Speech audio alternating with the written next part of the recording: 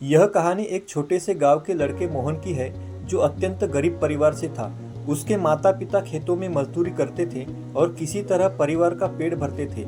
मोहन की शिक्षा के प्रति रुचि बहुत गहरी थी, लेकिन आर्थिक स्थिति के कारण वह अपनी पढ़ाई पूरी नहीं कर पा रहा था। मोहन को शिक्षा का महत्व समझ में आता था और वह जानता था कि शिक्षा उसे गरीबी से बाहर निकाल सकती है।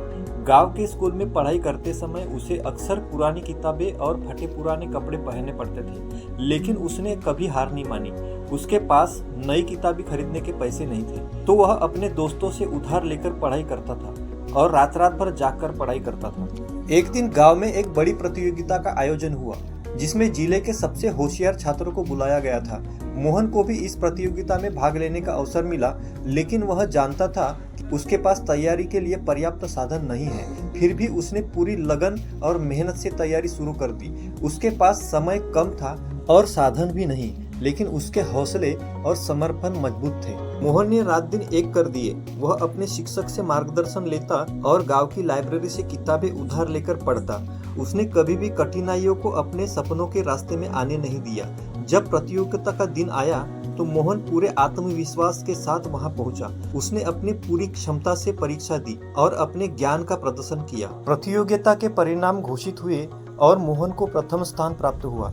यह सुनकर उसके माता पिता और गांव वाले बहुत गर्वित हुए। मोहन ने अपनी मेहनत और साहस से यह साबित कर दिया कि अगर इंसान में समर्पण और आत्मविश्वास हो तो कोई भी मुश्किल रास्ता उसके लिए लक्ष्य तक पहुंचने से रोक नहीं सकता।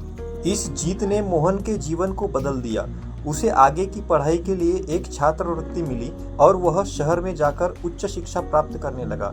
उसकी मेहनत और लगन ने उसे एक सफल व्यक्ति बना दिया। उसने अपने गांव के लिए भी बहुत कुछ किया। वहां एक स्कूल बनवाया और गरीब बच्चों को मुफ्त में शिक्षा दिलाने का संकल्प लिया। यह कहानी हमें यह सिखाती है कि जीवन में कितनी भी कठिनाइयां आए, अगर हम सच्ची लगन, मेहनत और साहस से अपने लक्ष्य की ओर बढ़ें तो सफलता हमारे कदम जरूर चूमेगी। मोहन की तरह हमें भी जीवन में आने वाली चुनौतियों से डरना नहीं चाहिए, बल्कि उन्हें पार करके अपने सपनों को साकार करना चाहिए।